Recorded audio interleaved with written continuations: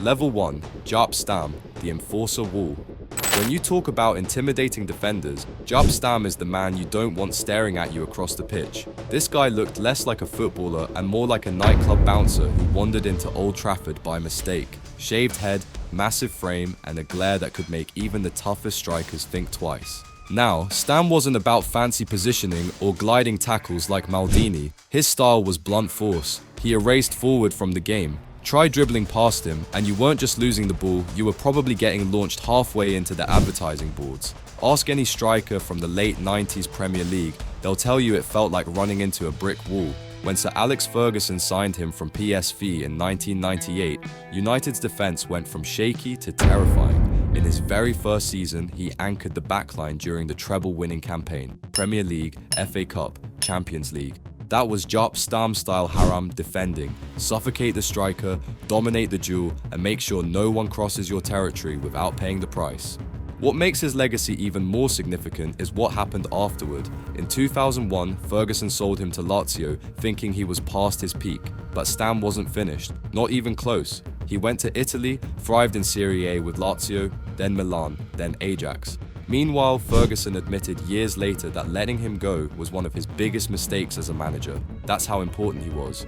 Was he a dirty player? Not in the Ramos or Pepe category. He didn't chase red cards or dive into two-footers for fun. But make no mistake, this was Haram defending in its purest early stage. He was the foundation. The kind of player who made strikers wake up the next day with bruises, wondering why football suddenly felt like hand-to-hand combat.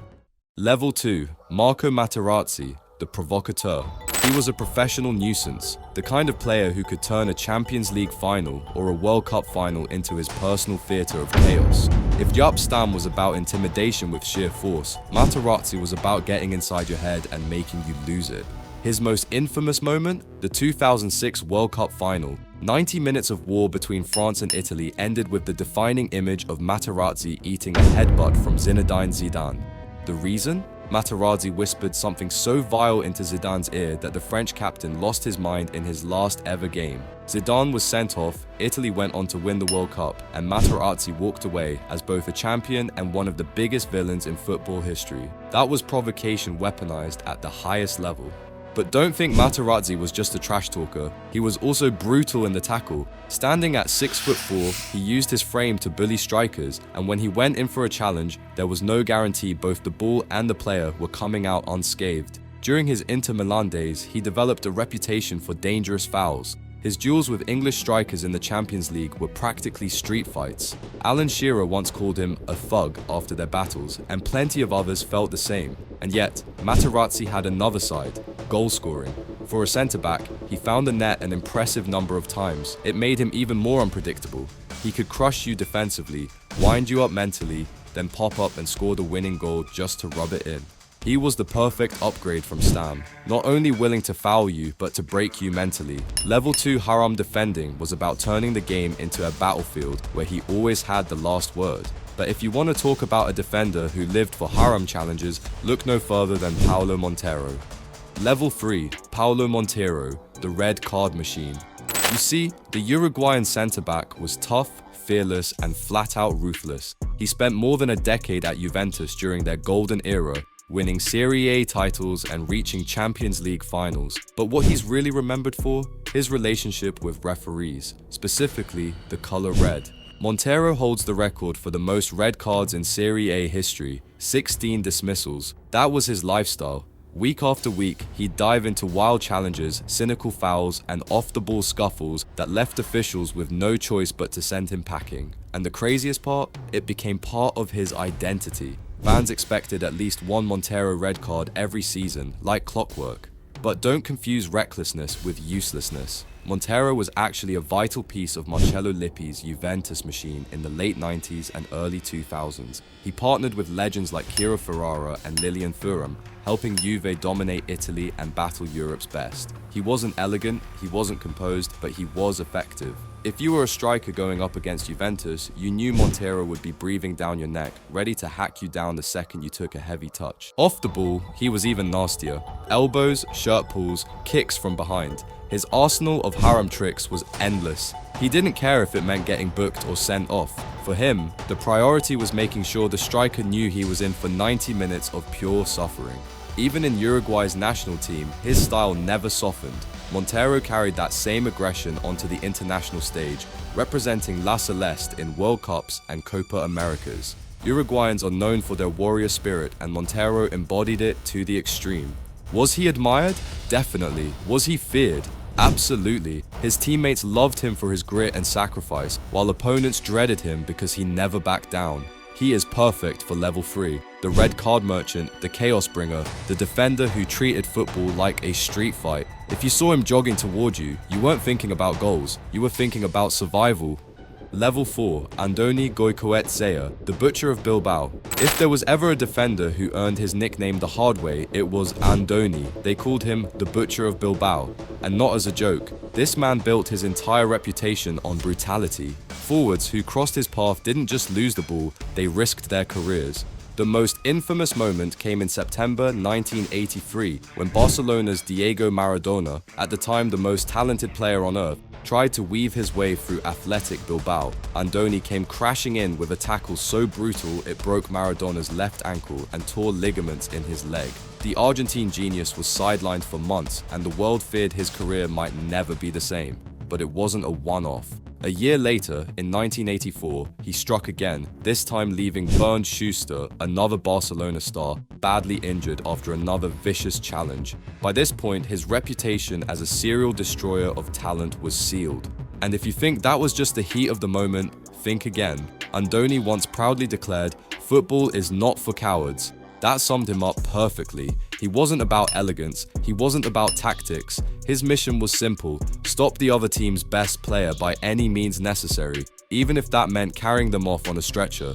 Athletic Bilbao fans adored him for his warrior mentality. Opponents hated him. Neutral fans feared what he might do next, but nobody ignored him. And when you look back at 80s Spanish football, his shadow looms large as a man who blurred the line between defender and executioner. Level 5, Claudio Gentile, the godfather of Haram defending. Forget Maldini's elegance or Baresi's intelligence, Gentile didn't even pretend to play beautiful football. His style was about one thing: stopping the opponent by whatever means necessary. The most legendary example came at the 1982 World Cup in Spain. Italy faced Diego Maradona's Argentina, and Gentile was handed the job of marking the young genius. Marking is a polite word. What Gentile did was closer to assault. Over 90 minutes, he fouled Maradona 23 times. Not 3, not 10, 23. Maradona barely got a chance to breathe, let alone dribble. Italy won 2-1, and Gentile walked off the pitch with the smirk of a man who just committed daylight robbery. But he wasn't finished. In the very next round, Italy faced Brazil, one of the most talented attacking sides in history. Gentile was assigned to Zico, another magician, and once again, he kicked, grabbed, and hacked his way through the match. Brazil complained, referees shrugged, and Italy knocked them out on their way to winning the World Cup.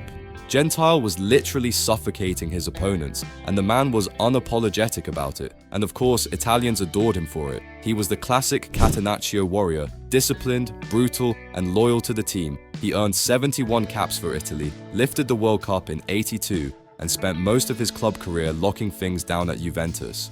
But around the world, Gentile was feared and despised. Strikers dreaded lining up against him because they knew it would mean 90 minutes of harassment.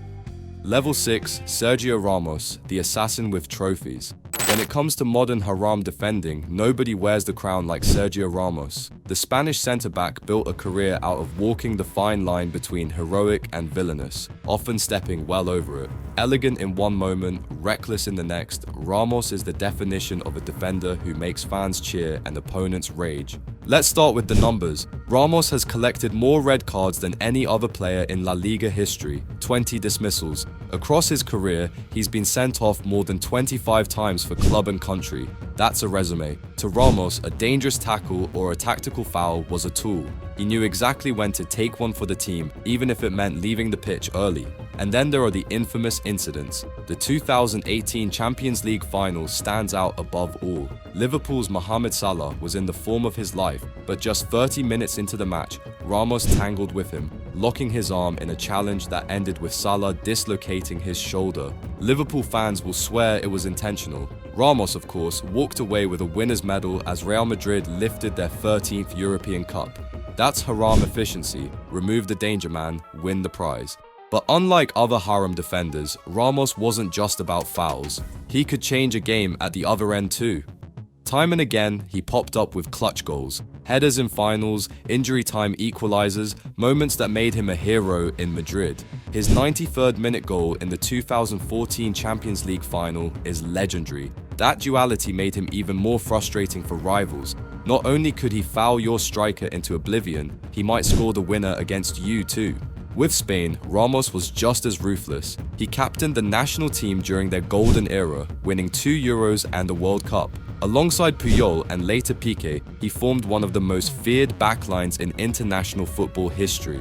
That's why Ramos is level 6. He wasn't reckless like Montero, or purely destructive like Goikoetxea. He was cold, calculated, and trophy-driven.